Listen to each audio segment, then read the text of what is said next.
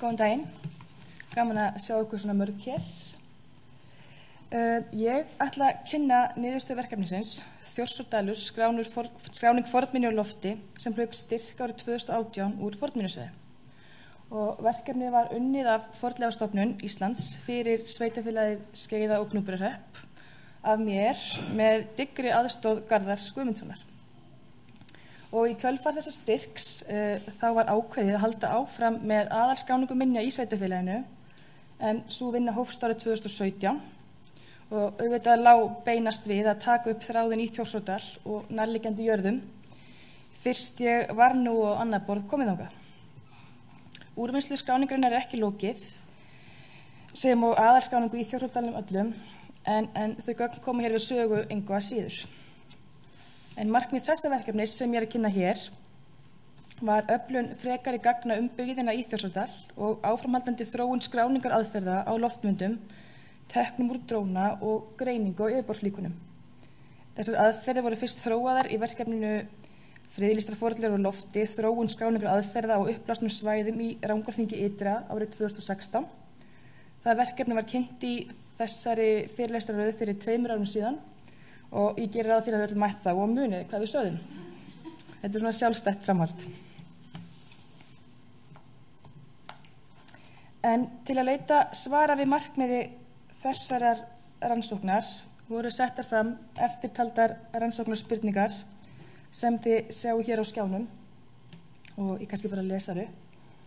Getur loftmyndataka og greining loftmyndagagna aukið við þekkingu okkar á bæjarstæðum í Þjórsárdal? Eru enn óuppgötvar minjar á og við bæjarstæðin sem hægt að ná fram með þessum skráningaraðferðum? Getur þessi aðferð í einhverjum tilfellum komið í staðinn fyrir nákvæma uppmælingu af óljósum minjum á örþókasvæðum?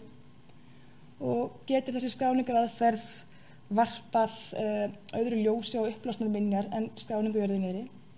Hvers konar minjar eru best að greina með þessari skráningaraðferð og hvaða minjar eru illgreinilegar? Til að bera saman niðurstöður þessa verkefnis og hefðbundinna aðferða gerði ég einnig samanburð við upplýsingar sem að safna saman á sömu bæjarstæðina árin 1999 til 2001. Eitthvað að gerast þetta? Já, þá bara slekkur hún á sér.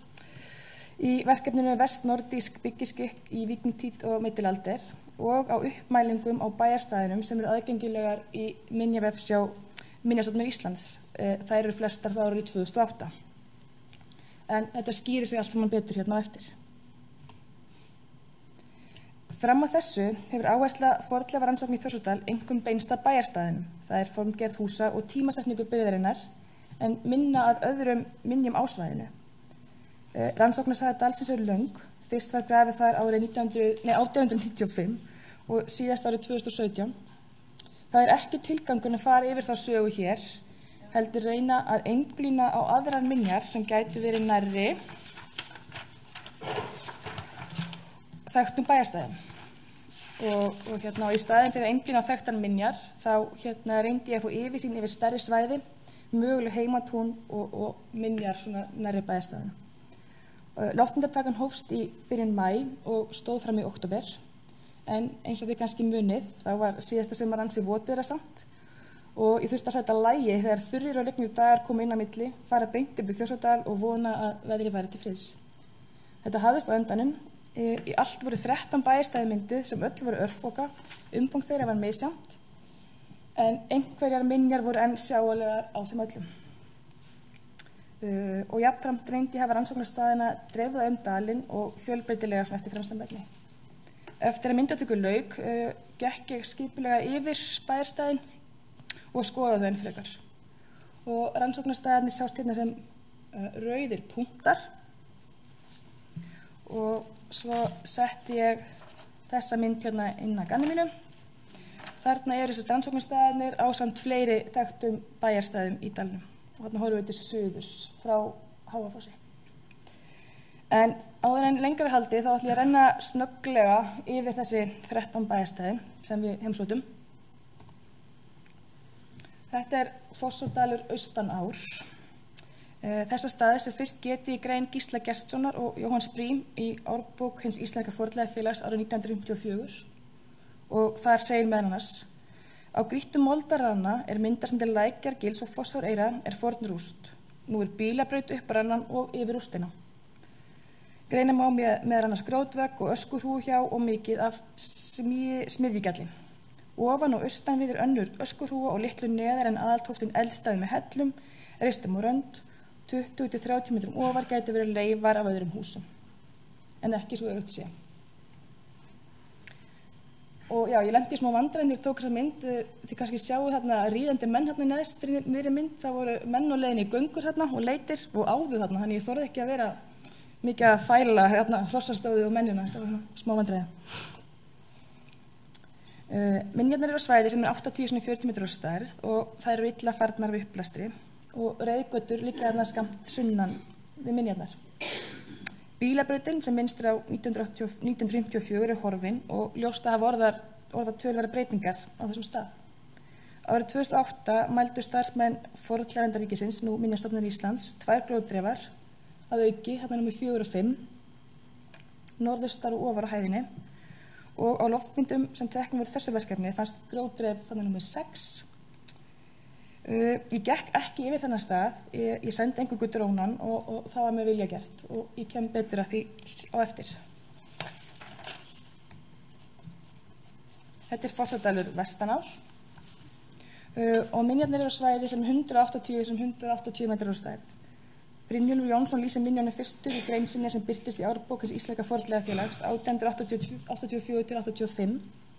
Þar segir meðal annars: Í Fossárdal fyrir vestan ána, þar sem helst nokkuð undirlendi, sést rúst af fjósi og hlöðu og moldarbing við gil 1. Gísli Gestsson og Jóhann Brím bæta við upplýsingum árið 1954. Þá greina þeir frá bæjarúst 30 metrum norðaustan við fjósið og töldum væri óröskuð og sennilega nýblásin upp. Það merktum skáli 2 hérna á þessari mynd. Einnig greina þeir frá annarri rúst vestan við lækinn 150 metrum ofar en fjósrústin. Og á vestari lækjarbakkanum neðan til að móts við fjósið fundu þeir jafnframt gróthús til þau töldu mögulega leifar af húsi. Í minjavef hjá Minjastofnunar aukin merkt grótdref fast norðan við fjósið sem var mælt upp árið 2008. Og í þessu verkefni fannst við yfirferð yfirborðslíkana veggjabrot, þarna norðan við grótdref 5, sem þarna innan rauðu línuna. Áslagstunga fremri. Minjasvæðið 220–40 metrar á stærð, fast norðan við Sandá. Elsta heimild Áslagstungu fremri skógarskrá Skálholtsstaðar frá 1555 til 1587 og í jarðabók Árna Magnússonar og Páls Vídalín frá 1709 minnst á 2 Áslagstungur og ritað á lausan miða þar að vistast til bæjarstæðis. Og ekki vitað hvort bæinn átt, Áslagstungu fremri eða Áslagstungu innri, en sá bær var ekki myndaður þessu verkefni. Brynjólfur Jónsson lýsir tóftunum í grein sinni aftur og enn 1884 og Þorsteinn Erlingsson gróf fyrstur hér árið 1895 en einnig var grafið hérna árið 1939 í samnorrænum rannsóknum. Útlínur skálans sjást enn vel, einkum suðurendin og lítið grjót þar inni og í minjavefsjóni enn og aftur sést grótdref 3 sem var mælt upp árið 2008 og við yfirferð loftmyndið þessu verkefni þá fundum við veggjabrot þarna, þetta merkt grótdref 4 þarna undir hringnum, merkt með innan rauðs hrings. Og Gjáskógar, þeir eru á svæði sem 110–70 metrar á stærð. Bæjarstæðið efst í brekku í fjallsrótum Fossöldu og það eru Lækjargil svona sikkvara megin við það. Minjana fyrst getið í grein Brynjúls 1884 og voru þá nýlega fundnar.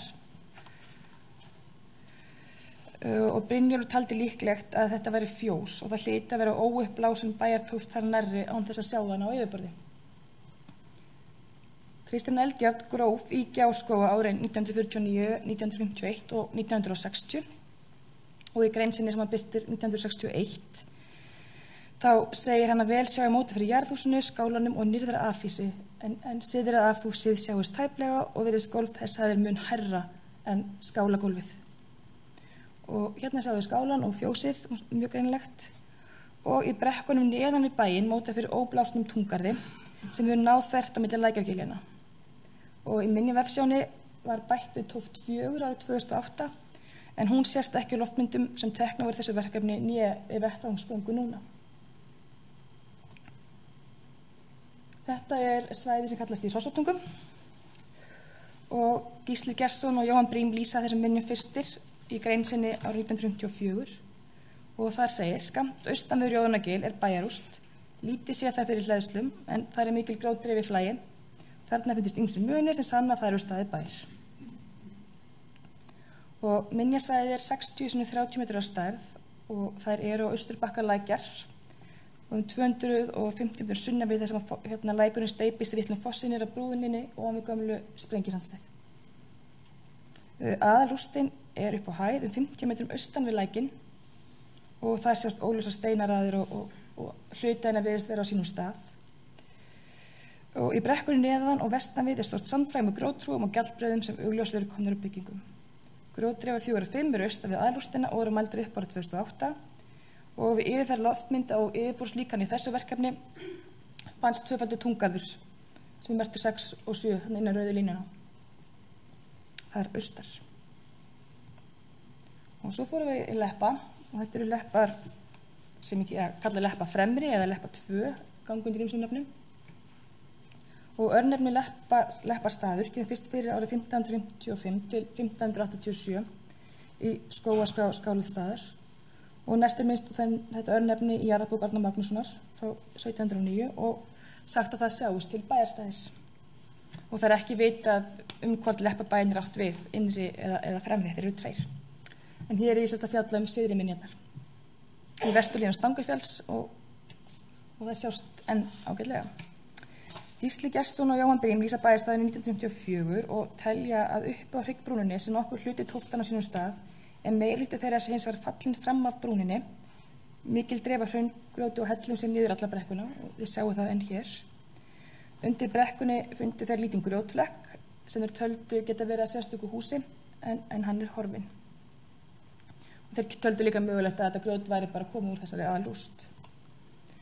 Og minjasvæðið 25 x 25 metrar stærð og það greinlegt að hraungrýti var notað í húsbygginguna en blágrýtishellur eru saman við. Árið 2008 var túngarður mældur upp fast vestan við brekkuna en í dag tel ég líklegt að þetta sé bara gróinn lækjarfarvegur. Hann nær töluvert lengra til norðurs og endar við gil og þar er lækur.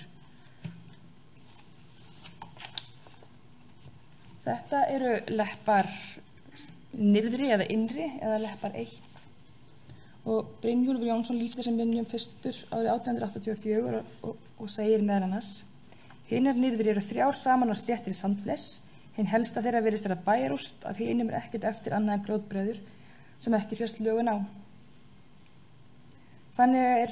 Þó önnur þannig útlits að líkindi eru til að hún segja fjósi og hlöðu. Þar eru hellur, stórar og væntanlega báshellur. Minjarnir eru upp á mel á svæði sem 80 x 30 metrar á stærð og það bættist nú ekki mikið í lýsingu Brynjólfs á staðnum við heimsókn þeirra Gísla Gestssonar og Jóhanns Briem. Þeir fundu þó aukulega tóft 4 með kvos til norðvesturs og við fundum ekkert nýtt hér. Þá fyrir við að lóðþrælum og ég ætla að kalla lóðþræla fremri, svona í hefðinni samkvæmt þetta.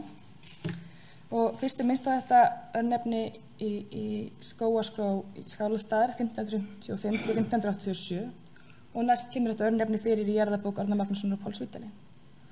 Og það er ritað á lausan miðan í jarðabókinni að þetta sé bær. Brynjólfur minnist á bæjarstæði í grein sinni í jarðabók Hins íslenska fornleifafélags og lýsir rúst og túngarði. Gísli Gestsson og Jóhann Briem lýsa minjunum 1954 og sjá það fyrir hraungrýtu en enga húslögun og túngarðurinn að þeirra sögt á horfinn eða minnast ekki á hann. Minjasvæðið lítið, það 30 x 10 metrar á stærð og rústin 200 metrum vestan við veginn inn í Reykholtslög á rana sem gengur suður úr Reykholti. Það allstór steinadrif en ekkert húsalag sést. Og þetta sérst örþokaland sem verið ræktað upp á vegum Hekluskóga. Og þá komum við í Reykholti eða undir Rauðukömbum og í jarðabók Árna Magnússonar og Páls Vídalín frá 1709 minnst á Reykholt og hefur örnefni verið tengt þessum stað sem og örnefnið undir Rauðukömbum. Og Brynjólfur segir meðal annars í grein sinni: undir suðurenda Rauðukamba bæjarrúst, óglöggur rúst litlu ofar mun vera fjósi og hlöðu. Og minjastæðið 300 sem 180 metrar á stærð, það gríðarstórt. Og Gísli Gestsson og Jóhann Brím heimsóttu staðinn og fundu fleiri minjar sem getu með greind sinni 1954. Þeir minnast á báshellur í Fjóstóttinni og bungu austan við hverinn séu lifar af byggingu. Þær minjar sjást ekki lengur. Gísli og Jóhann segja fyrir mér að við hverinn sjálfan sé aðflutt hellugrjót og hraunsteinar. Niðri á sandinum, sunnan við afréttargirðingu og 100 metra suður frá bæjarrústinni lýsa þeir óglöggri smiðjurúst. Ekkert sér til smiðjuna nú, sunnan við girðingunni landi algróið og allar misfellur horfnar. Og í minjavefsjá Minjastofnunar merkt steinadreif á milli smiðjunar og bæjarins en hún einnig horfin. Og í minjavefsjónu var bætt við túngarði fyrir norðan bæinn, hann sést enn, og grjótdreif þar skammt fyrir norðan sem kölluð grjótdreif 8 en hún sést ekki lengur.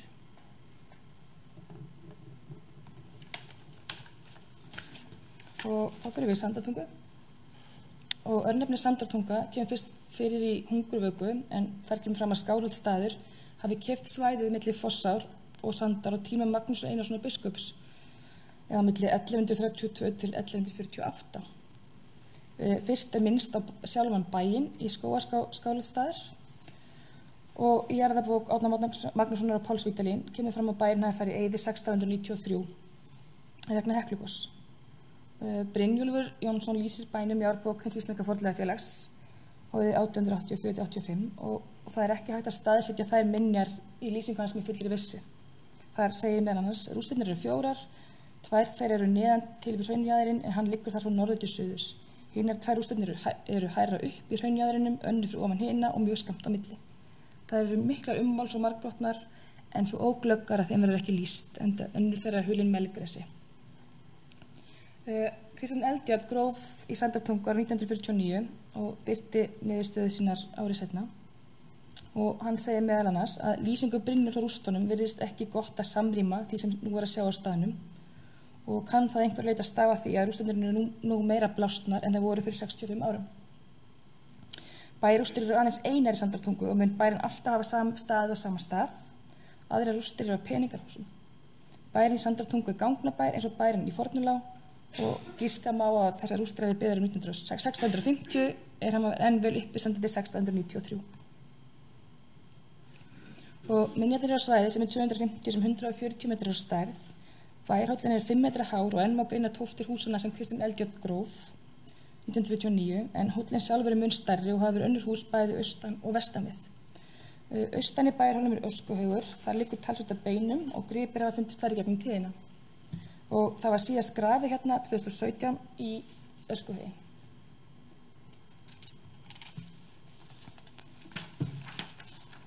Og þá fyrir við á Samstæði og þeir eru við Búrfellsvirkjun. Minjasvæðið 130 sem 30 metrar stærð undir horninu á Samstæða Múla umkringdar 20. aldar mannvirkjum. Samstæði fyrst getið í biskup og annálum Jóns Egilssonar sem ritara voru í byrjun 17. aldar og bæjarins jafnframt getið í jarðabók Árna Magnússonar og Páls Vídalín. Brynjólfur Jónsson lýsir minjunum í grein sinni 1884 í árbókinni og segir meðal annars: bærin hefur snúið móti suðri, húsaskipurinn virðist að vera hinn sama sem í Áslagstungu hinni fremri. Laust austan við bæjarrústinni sérstök tóft af útibúri, austar Fjóstóttin. Þorsteinn Erlingsson gróf á Samstöðum 1895 og Daniel Brúnskóg Rústirnar árið seinna og Sveinbjörn Rafnsson gróf síðan Samstæðabæinn upp milli 1971 og 72. Bæjarrústirinn 40 metrar ofan við veginn inn að Búrfellsvirkjun en fjóshústurinn fast neðan eða austan við veginn. Vegurinn þarna milli minjana. Og að lokum Steinastæðir. Og elsta heimild Steinastæði Skálholtsstaðar frá árunni 1555 til 1587 og í jarðabók Árna Magnússonar og Páls Vídalín frá 1709 segir enn fremur að glöggt sjáist til bæjarstæðis á Steinastöðum. Brynjólfur Jónsson skoðaði bæjarstæðið og lýsir fyrstur í grein sinni 1884 og segir að það eru 2 rústir án efa bæjarrúst og fjóstóft en báðar óglöggvar. Sú sem ofar mun vera fjóshústin, hinn fremri sýnist vera bæjarrústin. Og minjasvæðið 100 sinnum 80 metrar á stærð og þeir eru fremst í vikinu sunnan við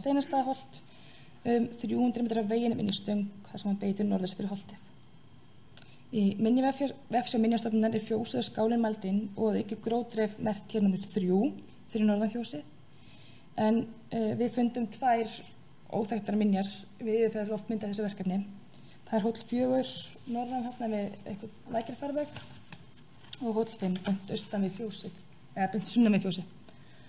Bæjarstæði sjálft og allt umhverfið þessi örfoka en þetta svæði nú í umsjón skógræktarinnar. Já, glemdi ég þessum. Svo fundum við þetta bæjarstæði í sumar og fundum þetta bæjarstæði við aðalskráningu fornleifasveitarfélaginu eftir ábendingu heimildamanns. Bæjarstæði var nafnlaust en ákveðið var að kenna þær finnandann og auki þótti nafni falla vel að annarri nafngift í Þjórsárdal. Og hefðinni samkvæmt var þetta talið bæjarstæði líkt og aðrir fornleifafundir í Þjórsárdal. En þetta eitthvað sem má alveg taka til umhugsunar. Eru þetta allt bæir sem við erum að finna? Og þá sérstaklega að horfa til staða eins og Fossárdals austanár, Lóðþræla og Leppa innri, svo einhver dæmi sé tekin. Ég ekkert viss að þetta sé bær, en bara, já, hefðinni samkvæmt kölluðu við þetta bæ. Minjarnar eru fremst á lágum hrygg milli 2 lækja sem renna til suðurs. Minjasvæðið 110 til 30 metrar á stærð og fremst eða syðst grótreif líklega úr byggingu. Og skammt norðar eru öskuhaugur sem enn varðveittur á hluta. Þar fundust nokkrir gripir á yfirborði þegar við vorum að skrá bæinn, meðal annars sylgja, þórshamar, brot úr klébergi, kléberspotti og heinarbrýni. Annar öskuhaugur milli grótreifarinnar og syðri öskuhaugsins. Hann vestan í hryggnum og stór hluti hans fallinn niður í Lækjargilið. Og enn norðar í Gjaldreif sem við merktum hérna nr. 4. Þar má finna bæði smiðju og smíðagjall. Og skammt þar norðan við eru líklega ummerkjum vörslugarð. Það eru stóri steinar sem mynda beina línu til austurs og milli þessa Lækjargilja. Og þeir líklega gætu að afmarka þetta minjasvæði. En frekari rannsóknir þarf til að staðfesta hvers kyns minjar eru á svæðinu og áætla umfang þeirra. En sér tekið mið af gripunum sem við fundum, þá eru þessar minjar frá 9. til 10. öld.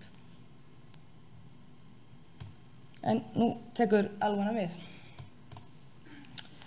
Á síðustu árum hefur orðið mikil aukning og notkun dróna með áfastri myndavél og innbyggðu GPS staðsetningartæki í fornleifarannsóknum. Það verið þróað drónar sem bera hágæða myndavélar sem bæði eru ódýrir og auðveldir í notkun. Drónarnir í fjarstýrð eru búnir flugstjórnarkerfum og forritum til að skipuleggja flugferla sem byggja á GPS-sambandi. Myndavélarnir eru jafnaði fjartengdar tölvum eða snjalltækjum sem gerir stjórnandanum kleift að sjá myndefnið og staðsetningu drónans í gegnum linsuvélarinnar í rauntíma. Og myndavélarnir eru festar í tölvustýrða gimbala og það er að merkja hverja mynd með GPS staðsetningu þegar myndin er tekin.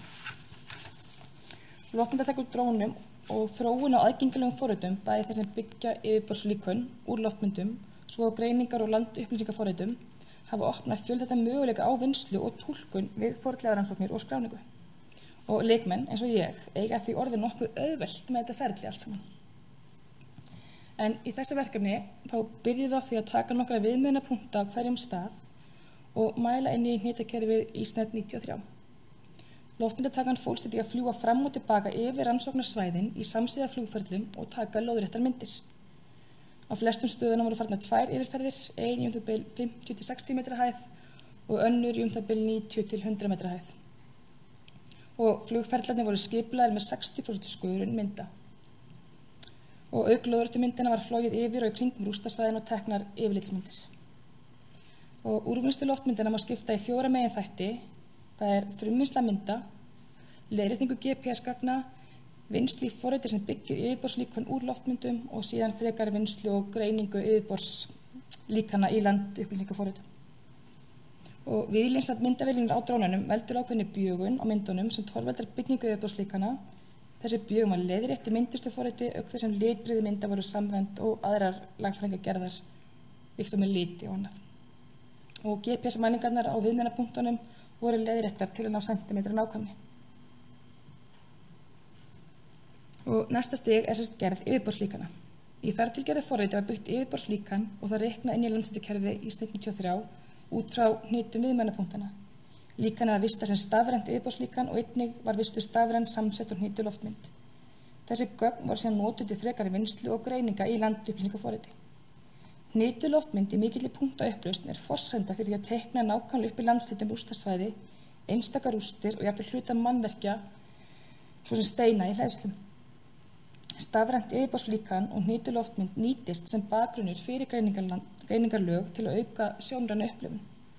En yfirborðslíkanið grunnur fyrir stærðfræðilega greiningarforritsins, svo sem við að teikna hæðalínur, framkalla skugga af mishæðum, ýkja hæðagildi og litgreina. Og þetta dæmi hnitsetta loftmynd. Þetta rúst 3 í Fossadal vestan ár og þetta stafrænt yfirborðslíkan af Gjáskógum. Það segir ekki mikið en þetta svona undir öllu. Og síðasta stig úrvinnslunnar var síðan skipuleg yfirferð allra loftmynda og hnitsettra yfirborðslíkana í leit að vísbendingum minjar sem ekki höfðu þegar verið skráðar af jörðu niðri. Á uppblásnum svæðum aðflutt hleðslugrjót helsta vísbendingin fornmannvirki en einnig gjall, brennbein eða aðrir gripir. Áfok og sandur sest að fyrirstöðum líkt á hlöðnum veggjum og safnast þar upp. Grjóthústir og stærri hólar á gjörblásnum svæðum þannig einnig vísbending mannvist. Yfirferð loftmynda skilaði talsverðum árangri. Við hana fundust áður óþekktar minjar og nærri helmingi bæjarstæðna sem við heimsóttum. Á 4 minjasvæðum fundust hins vegar færri minjar en áður höfðu verið þekktar. Mögulegar skýringar gætu verið að gróðrar ná sér á strik og huliminjar, uppblástur endanlega eitt þeim eða kannski var vafasamt að eiginlega minjar hafi verið að ræða í upphafi. Og við yfirferðina kom einnig í ljós að það ekki nóg að kanna minjasvæðin með loftmyndatöku. Vettvangsvinna gríðarlega mikilvæg á svæðum sem uppblásin. Það erfitt að greina uppblásnar rústir af loftmynd með vissu, sér í lagi þar sem mikið grjót, sandur eða gróður á svæðinu og byrgir sín. Og það kom vel í ljós þegar farið var yfir gögnum í Fossadal austan ár. Þar fóru kannski ykkur að minja fram hjá mér. Og það eins og á Bergstöðum hefur til þess báður öskuhöfnir sem þið sjáu hér farið fram hjá mér og mynd smiðja ef loftmyndirnar hefur eingöngu verið notaðar. En maður sér vel staka steina og grjótreifa og annað. En ég tel að þeim rannsóknum spurningum sem lagt var á stað með í upphafi hafi verið svarað og leið notkun þessara skráningaraðferðar sannað sig. Í Fossadal austan ár og ástandungu fremri fundust grjótreifar við yfirferð hnitaðra samsetta loftmynda sem gefa til kynna áður óþekkt mannvirki. Þarna ég búin að súma það sérst svona veggur bóðalega veggur til norðurs innan rauðasvæðisins. Og já, þessar minjar fundust á svæði sem á túlka innan heimatúna. Og steinaraðir og hólar sýndu minjarnar þar einna best. Á steinastöðum eru 2 klapparhólar og annar þeirra þakinn smáu grjóti inn á milli jarðfastra kletta. Svo þétt steinadrif ekki á öðrum náttúrulegum hólum á svæðinu og bendir hún eindregið til bygginga. Yfirborð vestara hólsins dökkt, miklu dekkra en nánasta umhverfi og líkist yfirborði hryggsins umhverfis öskuhaugun á Bergstöðum. En því miður fundum við ekki kol, gjall, ösku eða brennbein þarna. En þetta svæði einhvern veginn miklu dekkra en nánasta umhverfi. Á 2 bæjarstæðum fundust áður óþekkt mannvirki við yfirferð hnitsettra yfirborðslíkana og hérna sjáum við hrossatungur. Tungarðurinn poppaði upp austan og sunnan við minjarnar. Þessi mynd blanda af ljósmynd og yfirborðslíkani með gegnsærri hæðaskikkingu. Innri tungarðurinn mun greinilegri, hann rúmlega 50 metrar á lengd og bóadreginn. Ytri tungarðurinn ógreinilegri en það hægt að sjá hann. Og hann 35 metrar langur. Í Fossadal vestan ár fannst horn af tóft eða gerði skammt vestan við skálan. Þarna sjáum við skálan blasa við líka, hann óblásin þarna. Við sjáum við óblásin skála og hérna eitthvað veggjabrot.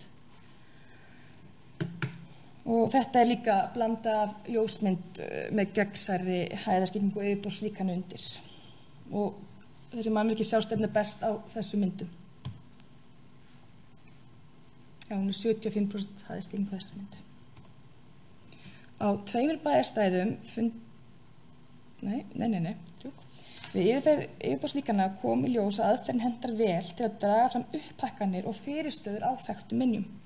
Það vekur upp vonir að þessi aðferð geti nýst vel á grónum svæðum Og það má draga þann lærdóm af þessari tilraun í Þjórsárdal að það sem einhver fyrirstaða líkt og grjót til staðar ná yfirborðslíkönin að draga fram og ýkja atriði sem ekki eins greinilega á vettvangi né á loftmyndum. Og þetta sást einnig best í Reykholti, í Hrossatungum og Gjáskógum. Hluti af þekktum minjunum urðu áberandi og lyftust upp. Hérna sjáðu til dæmis ein tóftin eða dreifin lyftist hérna upp og það sést ekkert meira. Tungarinn sést ekki, Bæjarhóllinn sést ekki, það bara þessi eina hérna sem lyftist einhvern veginn upp.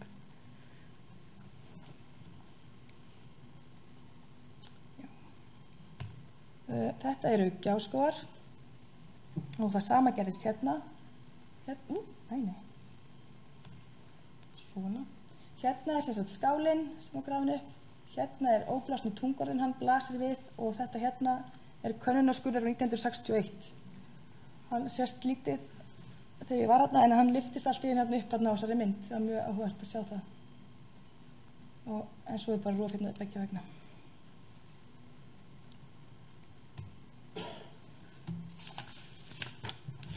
Já, í þessu verkefni var einnig ákveðið að bera hnitsettu ljósmyndirnar saman við teikningar sem voru gerðar árið 1999 til 2001 í verkefninu Vestnordisk byggiskikk í víkingatíð og middelaldir. En þá voru teiknar og mældir upp 10 rústir á 6 bæjarstæðum. Teikningarnir eru ekki hnitsettar og eru í raun mjög takmarkaðar, það gefa ekki miklu upplýsingar staðinn.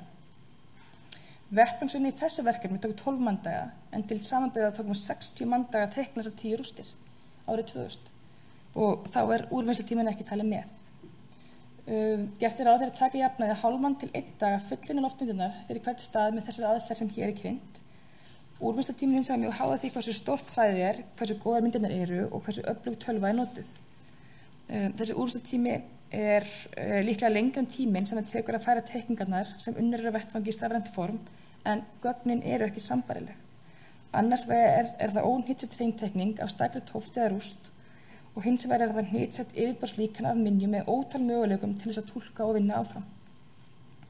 Þegar búið að taka loftmyndir og vinna þær hægt að vega og meta hvað að gera, hvort að teikna, hvað að teikna og hvað teikningi getur sagt umfram ljósmyndina. Og samanburðurinn sýnir að vart forsvaranlegt að eyða mörgum dögum í teikningar á slíkum stöðum þegar haft í huga upplýsingum og safna á skömmum tíma með drónamyndatöku og takmörkuðum vettvangsgögnum. Þetta hnitsett loftmynd og ég búin að teikna steinana í tóftinni hérna og leppum inn svarta. Og hérna tók ég loftmyndina af og steinarnir standa eftir. Og hérna ég búin að gera steinarna sem ég teiknaði hálfgegnsæja þannig að steinarnir undir sjást í gegn. Mér finnst þetta koma mjög vel út. Ég hefði getað bætt við hæðalínum, flákum með öðru en mér finnst þetta bara standa nokkuð vel fyrir sínum. Þetta teikningin frá 2000, svona til samanburðar. Það þetta eða þetta. Og hér annað dæmi. Þetta teikning af óblásna skálanum í Fossárdal vestan ár. Það hnitsett loftmynd undir og ég setti hérna teikninguna hérna yfir. Og það bætir raun og veru ekki miklu við þegar maður skoðar þetta til dæmis bara svona. Þetta stendur alveg fyrir sínu. Ég hefði getað teiknað upp gróður inni eða steina, en mér persónulega fannst það ekki þjóðurinn af miklum tilgangi. En uppblástur hefur enn mikil áhrif á minjar í Þjórsárdal og virkið jarðvegseyðing á öllum þeim svæðum sem mynduð voru sumarið 2018. Þó virðist sem eyðingin sé hæg á vissum svæðum og inn í það spili eflaust margir þættir líkt á uppgræðsla, veðurfar og nýting svæða. Og séu uppmælingarnar frá 2008 bornar saman við lýsingar á bæjarstæðunum á verkefninu frá 1999-2001 og loftmyndir úr þessa verkefni kemur margt áhugavert í ljós. Og myndirnir tekna með dróna sína vel umhverfisbeitingar á sumum bæjarstæðunum og til dæmis Reykholt og Gjáskógum minjar horfnar sem voru mældir upp fyrir 10 árum síðan. Og í Sandartungu einnig mjög erfitt að koma eldri lýsingum heim og saman það sem nú sést á staðnum. En uppblástur ekki eina hættan sem steðjar að minjum í Þjórsárdal. Sumum staðan ógna einnig landgræðsla, skógrækt og framkvæmdir. Og þetta sést vel við yfirferð loftmyndana og lestur eldri heimilda samhliða. Breytingar á svæðina völdum þessara þáttar eru umtalsverðar á nokkrum minjasvæðum. Eitt besta dæmi eru samstæðir, en það bæjarstæði nánast orðið eins og eyja inn á milli mannvirkja. Allt nánasta umhverfi bæjarins raskað og lítið sem ekkert eftir af eldra menningarlandslagi. Og það hefði verið ómetanlegt fyrir sögu bæjarins og Þjórsárdals í heild ef minjar sem voru sléttaðar út árið 1966 hefði verið rannsakaðar betur áður en það viku. Og ef ekki hefði verið hægt að varðveita þær bara. En þarna voru steinadreifar og vísbendingar rústir og miklar gjalldreifar. Og ég merkti líklega staðsetningu inn með rauðu eftir teikningu Gísla Gestssonar. Annað raskað minjasvæði lóðþrælar. Það mikil landgræðsla og ljóst að 100 metra friðhelgi friðlýstra minja hefur verið hundsuð lýst og sést á þessari mynd. Það búið að plægja allt umhverfi minjana nánast yfir þær og sá fræjum. Það eina sem þarna sést ummerki einastaka byggingu en túngarðurinn horfinn, eða var horfinn þegar miðja síðustu öld. Það þýðir þó ekki að hann hafi verið alveg horfinn og ágæta líkur á að hægt hefði verið að greina með yfirborðslíkani. En það eins og litlar sem engar líkur á túngarðurinn eða aðra minjar finnist á þessu svæði nú vegna plægingar. Það þess að þið sjáu kannski plægingun, hún alveg hérna. Hún fer hérna og fer með sig yfir hérna. Sambærilegt svæði á Steinastöðum. Það búið að plægja allt túnið og nánast yfir minjarnar. Og þið sjáu plæginguna hérna og það hérna, hérna og svo bara hérna allt. Hérna. En í kjölfar fréttaflutnings á Bergsstöðum síðastliðið haust bárust mér 100 gripir sem safnað var fyrir 30-40 árum í dalnum. Og það var gríðarlega mikilvægt fyrir þessa rannsókn sem og aðalskráninguna. Fundarstaðir gripanna mjög áhugaverðir. Stór hluti þeirra fannst ekki í rústunum sjálfum heldur neðan við minjahóla í lækjarfarvegum og undir brekkum. Og gott dæmi frá minjunum í Hrossatungum. Þar fundust 2 hlutir úr járnhamri með 50 metra millibili neðan við minjarnar og brotin passa saman. Það eitt sýnir hversu mikil hreyfing á jarðvegi og mannvistarleifum í Þjórsárdal og hversu mikilvægt að vernda svæðin umhverfis þekktar minjar. Og gera má ráð fyrir að einhverjar þekktar minjar eða gripir hefðu verið við lóðþræla og Steinastöð og Samstæði sem dæmi, þá þær nú glataðar. Og það mitt mat að ágætlega hafi tekist til við að ná markmiði rannsóknarinnar og svara rannsóknarspurningunum. Rannsóknin leiddi ljós áður óþekktar minjar nærri helmingi þeirra bæjarstæði sem skoðuð voru. Ljóst að þessi skráningaraðferð á uppblásnum minjum sem hér hefur verið kynnt mun fljótlegri og kostnæri minni en hefðbundnar uppmælingar eða handtekningar og við margar kosti umfram þær aðferðir þó að hún komi ekki öllu leyti staðinn fyrir þær. Teikning rústar á borð við leppa tekur varla meir en 2 klukkustundir og hún þá staðsett í réttum hitakerfi og hægt að vinna hana á stafrænt form og margvíslegan hátt í landupplýsingakerfi. Og auk þess að vera miklu fljótlegri aðferð til teikning grjótdreifar á uppblásnum svæðum möguleikarnir á framsetningu mjög miklir með því að sýna þrívídd, skugga og hæðalínur til að hjálpa til við túlkun og miðlun. En þessi aðferð kemur ekki í staðinn fyrir uppmælingar og skrásetningu af jörðu niðri. Af jörðu niðri hægt að sjá smáatriði líkt og gjall og bein sem loftmyndirnar fanga ekki en þetta dugar til að skrá umfangið. Þessi aðferð til þess fallin að safna saman miklum upplýsingum á skömmum tíma og gera rannsakendum kleift að meta rannsóknar möguleika áður en ráðist í frekari rannsóknir. Á svæðum eins og í Þjórsárdal, þar sem afar lítil mannvistarlög eftir, allur gróður og jarðvegur horfinn og aðeins aflög og steinadrif eftir sem gefur til kynna staðsetningu og hugsanlegt umfang rústa getur skráningaraðferð með ljósmyndum úr dróna að miklu leyti komið í stað hefðbundinnar skráningar. En til að þróa skráningaraðferðina enn frekar þyrfti að prófa hana á grónum svæðum og greina þau gögn til samanburðar. Og það líka ljóst að þessi skráningaraðferð hentar ekki á óaðgengilegum svæðum. Það verður að fara á staðinn. Loftmyndirnar sem teknar voru í verkefninu mikilvæg rannsóknargögn sem hægt að vinna með til að framlíða stundir. Einn möguleiki sem hægt væri að nota nú þegar til eftirlits og til að fylgjast með ástandi minja. Og það hægt að gera með samanburði gagn á þessu verkefni við nýjar myndir af minjunum þegar framlíða stundir. Eftirlit og mat á ástandi minjana frumforsenda þess að hægt sé að gera áætlun varðveislu og rannsóknir á þeim. Og friðlýstar minjar nota meiri verndar en aðra fornminjar og leggur minjavörslan sérstaklega áherslu á varðveislu þeirra til framtíðar. Þetta því sérlega mikilvægt og hægt að nota í þeim tilgangi og leita leiða til að leggja mat á ástand friðlýstra minja á viðkvæmum uppblástum svæðum. Já, takk fyrir.